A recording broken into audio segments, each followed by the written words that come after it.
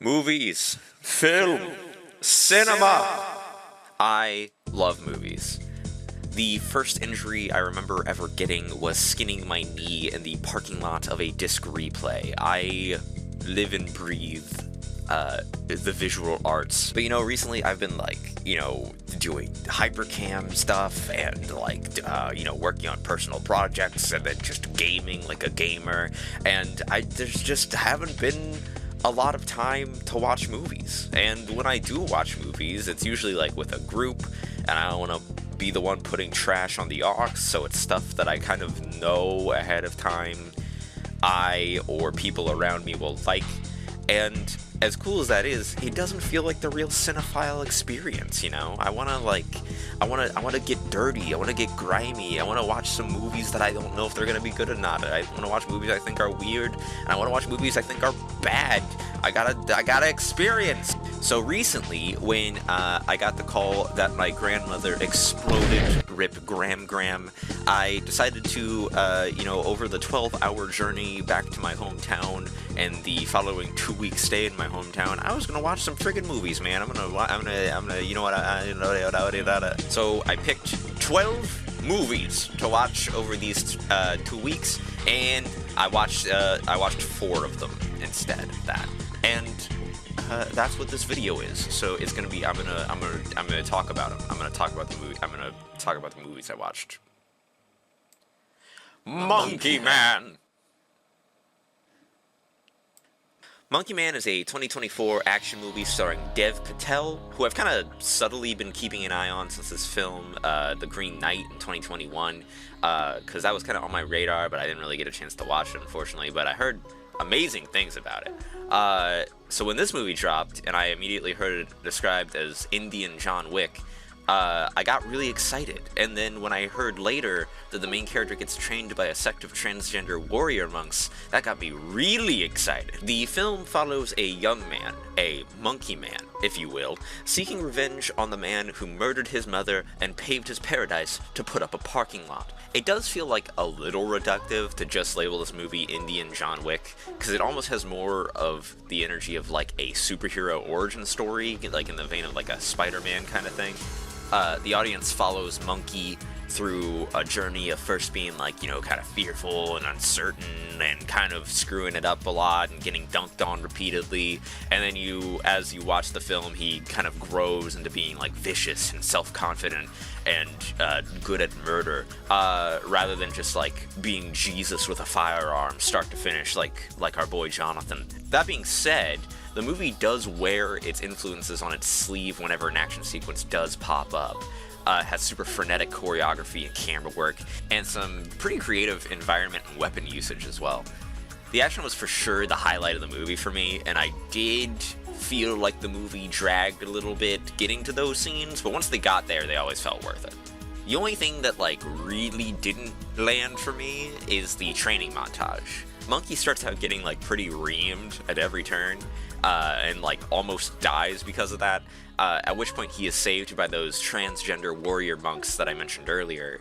And during his stay with the ladies, he has this training montage that's kind of just him assaulting a punching bag while homie goes nutty style on the drum set in the background, which maybe I'm missing some symbolism that went over my head, but to me it did not justify how immediately better at kicking ass he becomes in the second half of the movie. It just kind of reads like Monkey looking at all these women being like, damn, all these bitches locked in, I should lock in, and then he locks in. Overall, fun movie, 6.7 out of 10. The Night of the Hunter. Night of the Hunter? The Night of the Hunter is a 1955 thriller starring Billy Chapman and Robert Mitchum, and it's just like Resident Evil 2, except Leon is a child, and Mr. X is Catholic, and you're not in a zombie-infested police station, but the 1950s Virginian countryside, so maybe it's not that much like Resident Evil 2 at all, actually.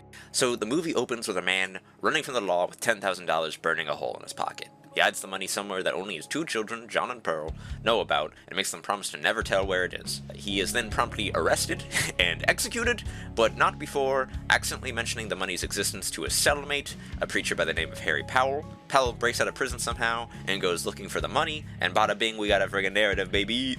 Most of this film is comprised of John telling people like, "Hey, this guy who just stole in the town went straight for my widowed mother and immediately married her and keeps being weird and threatening and asking, 'Where's the money, Lebowski?' And his vibes are generally abysmal. Get a responsible adult. Please get involved in this situation, please." And every adult just kind of gaslighting him and basically going like, "Shut up! Shut up! I hate you! I hate you! I hate you! You should explode!" Which I found just a little bit, like, frustrating to a point. But it is required to make the story work, and from what I hear, it just is kind of the way it was back then, so I can't really complain too much. The actors all do, like, a great job, with the exception of maybe the little sister, but she looked like she was literally 4, so I'm not gonna, like, dunk on her for her performance. Robert Mitchum as Harry Powell does a great job of, like, clearly being unhinged in menacing, but pulling that back to, like, manipulate grown-ups and whatnot.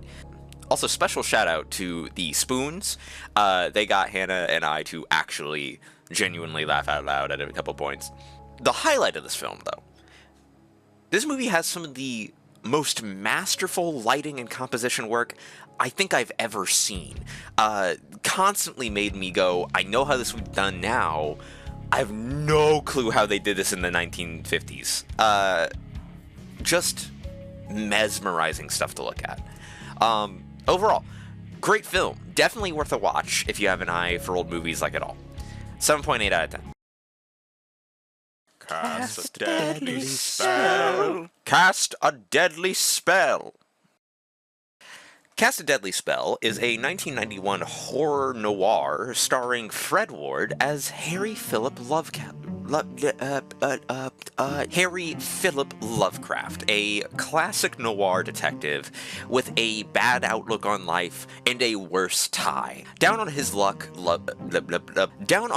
Detective Lovecraft lives in a parallel 1940s where everyone is a wizard and magic is commonplace, but old Harry doesn't much trust that sort of thing. I will say this movie was, like, almost my favorite of the entire bunch. It had me from minute one. I mean, like, suave but rough around the edges, old-timey Dick Tracy type detective, smoky dames in a city that never sleeps, mixed with esoteric entities, creative spellcraft, and seedy mystery surrounding an ancient tome. Like, it was made for me, truly.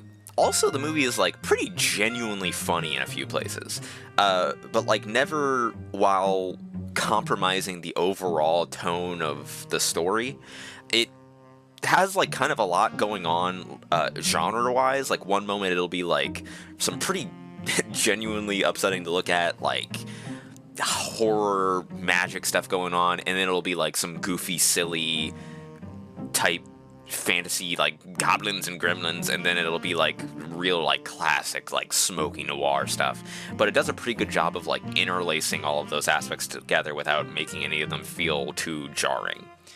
So, if I am lauding this movie so much, why is it almost my favorite? Well, I'm not gonna beat around the bush, gamers. There's one trans character in this movie who I was honestly so captivated by and so excited to, like, see, and was hoping she would succeed and do well and all that. And then halfway through the movie, she gets the absolute piss beaten out of her wig stolen, and then immediately is impaled by a gargoyle.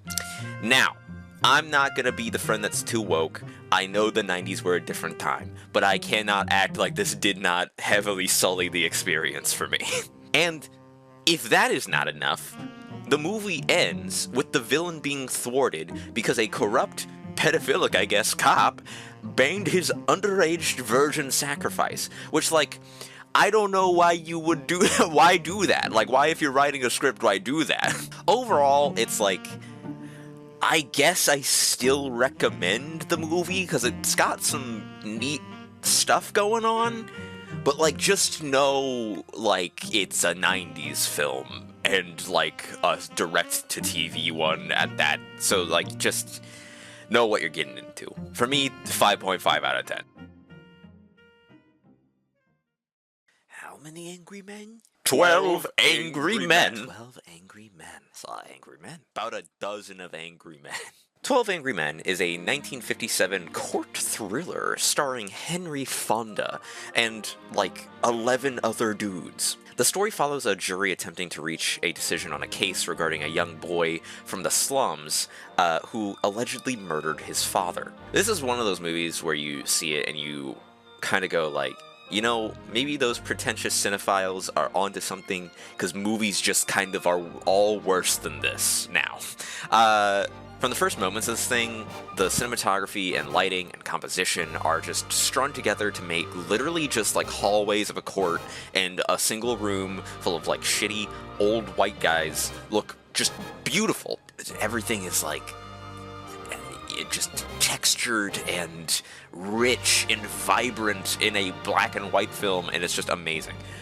The titular 12 men of poor mood bounce their opinions off of each other the entire runtime, and the writing manages to keep basically just like an argument, just like a prolonged argument, extremely engaging.